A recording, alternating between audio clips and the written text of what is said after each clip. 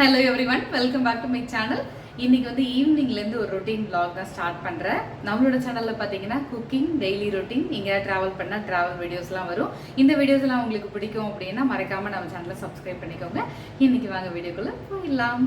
இப்போலாம் கிச்சனுக்குள்ளே வந்த உடனே பார்த்தீங்கன்னா கெட்டில் எடுத்து அதில் தண்ணி ஊற்றி சுவிட்ச் ஆன் பண்ணிவிட்டு அது ஒரு ஹீட் பண்ணிவிட்டு தான் அடுத்த வேலை பார்க்க ஆரம்பிக்கிறது. இன்றைக்கி வந்து கருப்பட்டி இருக்கு இல்லையா, அதை வச்சு ஒரு கொழுக்கட்டை ரெசிபி தான் செய்யலாம் அப்படின்னு சொல்லிட்டு இன்றைக்கி வந்து இன்ஸ்டண்ட்டாக நம்ம அரிசி மாவு இருக்கு இல்லையா, அதை வச்சு தான் வந்து கொழுக்கட்டை செய்ய போகிறேன். கொழுக்கட்டை மாவு ரெடி பண்ணுறதுக்குள்ளே பார்த்திங்கன்னா இட்லி பாத்திரத்தில் கொஞ்சம் தண்ணி ஊற்றி மீடியம் ஃப்ளேமில் வச்சுட்டு வந்துட்டேன். காலையிலேயே பார்த்திங்கன்னா கருப்பட்டியை நல்லா கொஞ்சமாக தண்ணி ஊற்றி இது மாதிரி கரைச்சி எடுத்து வச்சுக்கிட்டேன். ஒரு பேனில் நமக்கு எவ்வளோ தித்திப்புக்கு தேவையோ அவ்வளோ கருப்பட்டி எடுத்து போட்டு கொஞ்சமாக ஏலக்காய் பொடி போட்டு, தேங்காய் பூவாக என்கிட்ட இல்லைங்க, நான் ஃப்ரீசரில் வச்சுருந்தேன், அதனால் அது கெட்டியாக இருக்குது. நீங்கள் பூவாக வந்து எடுத்து போட்டுட்டு நம்ம மாவு ஒரு கப்பு அளவுக்கு நான் அரிசி மாவு எடுத்திருக்கேன், அதை கொஞ்சமாக கலந்து விட்டீங்க அப்படின்னா நல்லா வந்து அந்த பாகு இருக்கு இல்லையா, கருப்பட்டி பாகு, அதில் வந்து மிக்ஸ் ஆகிடும். நல்லா பொறுமையாக வந்து கலந்து விடுங்க. நல்லா லோ ஃப்ளேம்லேயும் வச்சுக்கோங்க. ஓரளவுக்கு திக்கானதுக்கப்புறம் வந்து ஆற விட்டுருங்க. ஆற விட்டதுக்கப்புறம் அதில் ஒரு 2 ஸ்பூன் நெய் சேர்த்து நல்லா கையை வச்சு கலந்து விடுங்க. சூடாக பிசைஞ்சிடாதீங்க, பார்த்து நல்லா ஃபேன் காற்றுல கூட ஆற வச்சுக்கோங்க. அப்புறம் வந்து உங்களுக்கு என்ன ஷேப்ஸில் வேணுமோ கொழுக்கட்டை வந்து பிடிச்சி இது மாதிரி வச்சுட்டு இட்லி பாத்திரத்தில் தண்ணி வச்சுருக்கோம் இல்லையா, ஒரு 2 தட்டு எனக்கு வந்துச்சு. ஒரு கப்பு மாவுக்கு கொஞ்சம் கொழுக்கட்டை ஒரு 2 தட்டுகள் தான் வச்சுருந்தேன். ஒரு 15 நிமிஷம் கழித்து வெந்த உடனே சாமிக்கு எடுத்து படையல் பண்ணிவிட்டு விநாயகரை 3வது நாள் இன்றைக்கி வந்து கடல்லையும் கரைச்சாச்சு. போயிட்டு வர்றதுக்குள்ளே என் பசங்க என்ன பண்ணுறாங்க பாருங்கள். நான் காட்டுறேன், இரு, இங்கே பாருங்க. கொஞ்ச நேரம் கடைக்கு போயிட்டு வர்றதுக்குள்ளே என்னடா அது ஸ்பெகதி பண்ணியிருக்காங்க. இங்கே பாருங்க. ஐயோ முடியல. என்னென்ன போட்டிருக்க சொல்லு, இன்க்ரீடியன்ஸ் என்னென்ன போட்டிருக்கீங்க? ஓகே, ஸோ ஃபஸ்ட்டு கொஞ்சம் ஆயில், அதுக்கப்புறம் வந்து சால்ட்டு, அப்புறம் வந்து அந்த இது வந்து அப்படியே தண்ணியில் ஊற விட்டு அதுக்கப்புறம் அதை ஊற விடணுமா? ஆமாம், அது வேக போடணும். அப்படி. ஓகே, ஸோ வந்து அதுக்கப்புறம் அப்படியே வந்து கொஞ்சம் டொமேட்டோ வந்து இது பண்ணி மிக்ஸி எது பண்ணி பிளெண்ட் பண்ணி எது பண்ணி அரைச்சி அதுக்கப்புறம் ஊற்றி அதுக்கப்புறம் கொஞ்சம் ஆனியன் எடுத்து அதை வந்து ஒரு தனியாக ஃப்ரை பண்ணி. உங்கள் வீட்டில் இந்த மாதிரி அட்ராசிட்டிஸ்லாம் நடக்குதான்னு எனக்கு கமெண்ட் பண்ணுங்கள். ஒவ்வொரு வாட்டியும் இதே மாதிரி தான் பண்ணிகிட்டு இருக்காங்க. எங்கேயாவது வெளியில் போனோம், ஒரு அரை மணி நேரத்தில் வந்துடுவோம் அப்படின்னா அதுக்குள்ளே இந்த விஷயம்லாம் பண்ணிடுறாங்க. ஒரு நாள் பன்னீர் ஃப்ரை நான் காமிச்சிருந்தேன், ஞாபகம் இருக்கா, ஷார்ட்ஸ் வீடியோவில், அதுவும் இதே மாதிரி தாங்க நடந்துச்சு. வீடியோ எடுக்க போகிறேன்னு சொன்ன உடனே என் பொண்ணு வந்து ஃபோனை வந்து நான் அங்கே பாருங்கள் டெலீட் பண்ணிவிடுவேன், இதெல்லாம் வீடியோவாக போடக்கூடாது அப்படி இப்படின்னு ஒன்று கத்திக்கிட்டு இருந்தா. அப்புறமா வந்து அவங்க சாப்பிட உட்கார்றதுக்குள்ளே நான் ரெசிபி எப்படி அப்படின்னு சொல்லி கேட்டுட்டு இருந்தேன். அப்போ தான் வந்து எக்ஸ்பிளைன் பண்ணிக்கிட்டு இருந்தாங்க. ஏதோ ஒரு யூடியூப் சேனல் பார்த்தாங்களாம், அதில் வந்து சரியாக தெரியல, நாங்களே பண்ணிட்டோம் மம்மி, ஆனால் வந்து தண்ணியில் வந்து ஸ்பெகதியை போட்டு வேக போட்டு அதுக்கப்புறம் வந்து எங்களுக்கு தேவையான ஸ்பைஸ் எல்லாம் போட்டு பண்ணிட்டோம் அப்படின்னு சொன்னாங்க. எப்படி இருக்கு நீங்கள் செஞ்சது? ஐயோ சூப்பராக இருக்கே.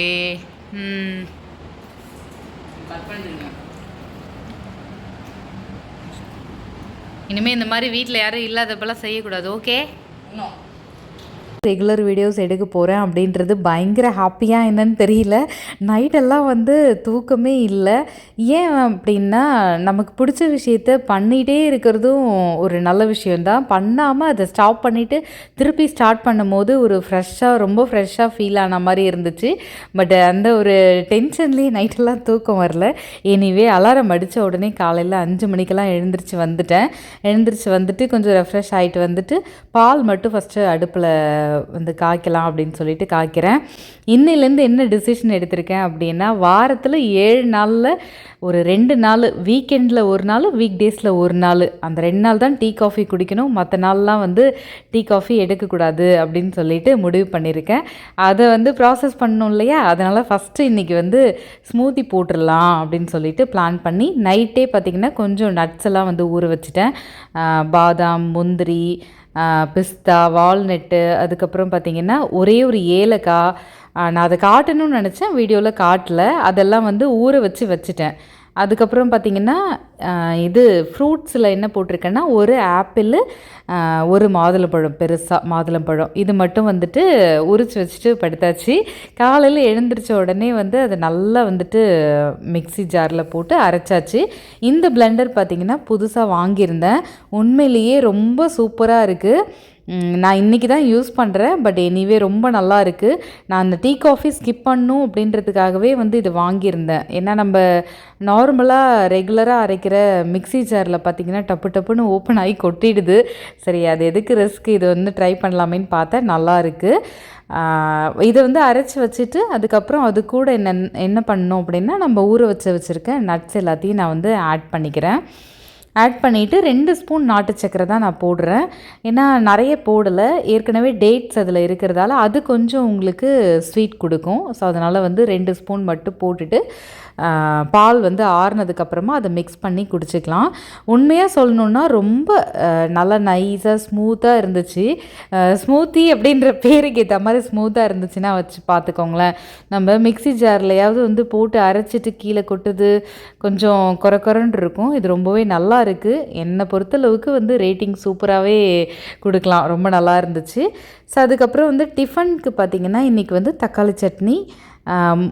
ஆல்வேஸ் வந்து ஹஸ்பண்ட்க்கு வந்து தக்காளி சட்னி பிடிக்கும். அதனால் தக்காளி சட்னி அரைக்கிறதுக்கு ட்ரை பண்ணுவேன்.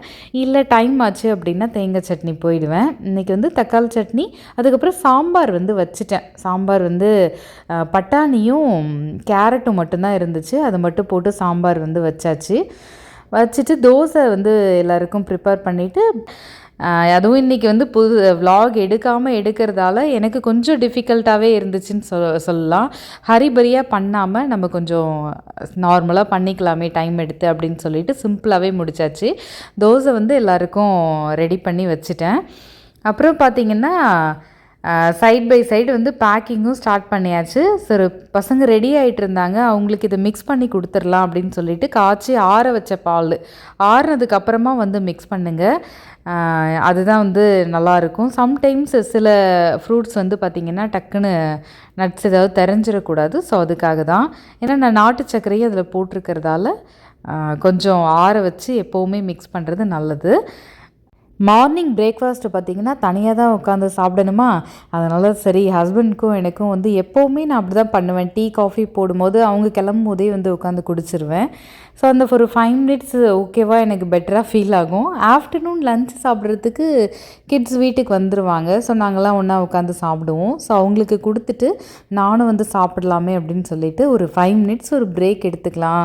எழுந்திரிச்சு கிடக்கிடன்னு 1 மணி நேரம் 1.25 மணி நேரம் ஆயிடுச்சு. ஒரு 5 நிமிஷம் உட்காந்துட்டு அதை ரிலாக்ஸாக வந்து குடிச்சிட்டு அதுக்கப்புறம் வந்துட்டு பார்த்திங்கன்னா ரெகுலராக திருப்பி ஒர்க்கை ஸ்டார்ட் பண்ணிட்டேன். எப்போவுமே பார்த்திங்கன்னா எனக்கு வந்து மியூசிக் சைடில் இருந்துகிட்டே இருக்கணும். மியூசிக் ஓடிட்டே இருக்கும்போது நம்ம வேலை செய்கிற அலுப்பே தெரியவே தெரியாது. அதுதான் நல்லா ஃபீல் ஆகும்.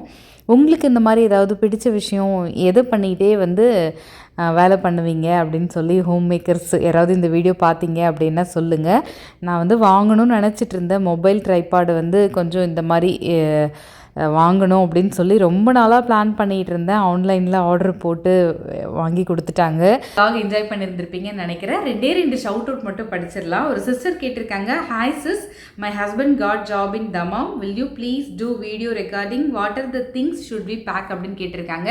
இந்தியாவிலேருந்து வரும்போது என்ன திங்ஸ் கொண்டு வரலாம் அப்படின்னு பார்த்தீங்கன்னா, நீங்கள் ஃபஸ்ட் டைம் வந்தாலும் சரி, இல்லைனா ஃபஸ்ட்டு டைம் வெக்கேஷன் போயிட்டு வந்தாலும் சரி, ஃபேமிலியாக வந்தாலும் சரி, அப்படி இல்லைனா பேச்சுலர்ஸாக வந்தாலும் சரி, என்ன திங்ஸ் எடுத்துகிட்டு வரலாம் அப்படின்னா உங்களுக்கு என்னென்ன நீங்கள் ரெகுலர் லைஃப்பில் யூஸ் பண்ணுறீங்களோ எல்லாமே கொண்டு வரலாம். என்ன திங்ஸ் அவாய்ட் பண்ணணும் அப்படின்னு பார்த்தீங்கன்னா, எனக்கு தெரிஞ்ச 2 விஷயம். ஒன்று, நான் அந்த ஆயில் சம்மந்தப்பட்டதெல்லாம் எடுத்துகிட்டு வந்தால் கொஞ்சம் அங்கே செக்இனில் வந்து ப்ராப்ளம் ஆகுது சம்டைம்ஸு. ஸோ அதனால் நீங்கள் அவாய்ட் பண்ணிக்கலாம். அதுவுமே ப்ராப்பராக உங்களுக்கு ப்ரொசீஜர் தெரிகிறவங்க எடுத்துகிட்டு வரலாம். அப்புறம் பார்த்தீங்கன்னா கசகசா அதெல்லாம் கொண்டு வரக்கூடாது. அது இங்கே வந்து நமக்கு அலௌட் கிடையாது. அதுக்கப்புறம் பார்த்தீங்க அப்படின்னா மெடிசன்ஸ் எல்லாம் எடுத்துகிட்டு வரீங்கன்னா ப்ரிஸ்கிரிப்ஷனோடு வந்து எடுத்துகிட்டு வாங்க. நான் வந்து ஒரு ஹோம் டூர் விலாக் போட்டிருக்கேன். அந்த ஹோம் டூர் விலாகில் கொஞ்சம் டீட்டெயில்டாக கொஞ்சம் கொடுத்துருக்கேன். அதோட லிங்க் டிஸ்கிரிப்ஷனில் கொடுக்குறேன், கண்டிப்பாக செக் பண்ணி பாருங்கள்.